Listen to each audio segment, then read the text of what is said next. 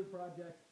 What I want to talk about today is all you guys, all you desk warrior poets, all you executive athletes, and kind of the compromises you may or may not be making at your desk. And we've talked about this before.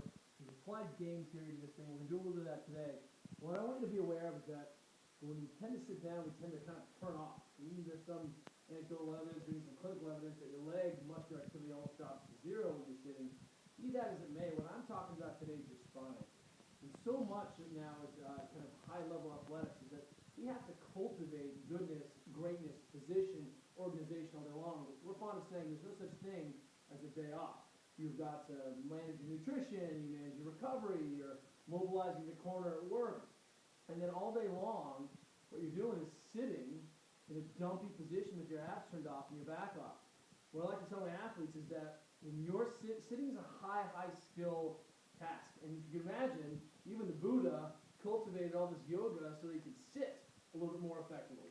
Well, it turns out we need to kind of steal a little bit of that. And what I'm talking about today is, if you can make the analogy of, if I sit all day long at my desk and I'm not paying attention, my shoulders go into a dumpy position, I end up with neck problems. The sitting creates high disc pressures, especially when I don't have my kind of abdominals on to create intra-abdominal pressure and support the spine. There's no point in your day where you should not have sort of some kind of abdominal tone. We kind of say it around our gym. We're like, hey, you need at least 2 out of 10. If 10 out of 10 is about to be struck or max deadlift and you're squatting 500 pounds, well, 2 is the kind of least buy-in that you need. It's the small buy-in, the small blind. So you've got to have your abs on a little bit all the time. What you're going to find is that if you can get your abs in a good position, the other thing we need to be doing as we sit is cultivate the ability to be able to brace and still have independent diaphragm control.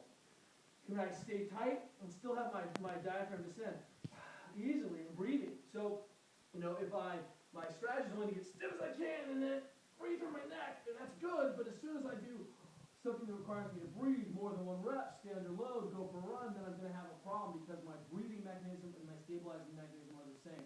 So I've got to kind of dissociate those things. So here's what I want you to do. And I'm going to get off the earth because this is a good example of, hey, I'm sitting all day long in this crappy position, then I get on the erg, I'm in a crappy position. I just have no idea why I herniated my disc. Well, I'll tell you why. You've been sitting like this for a long time. Even some football teams don't let their athletes sit on the sidelines because they tend to kind of gush. We've done some, your discs kind of get soft, and viscoelastic properties, they kind of have a creep that occurs to the tissues, and they're in this creep form, and then they pop. So that's not really true. They don't pop. They bulge. So the key is that if you think about your body, your spine, one of the reasons that this is a much more effective position, to be in, is that I have a knee joint, ankle joint, and a hip joint, all taking load from the loaded squat position. This is a loaded squat position, only 220 pounds in this position.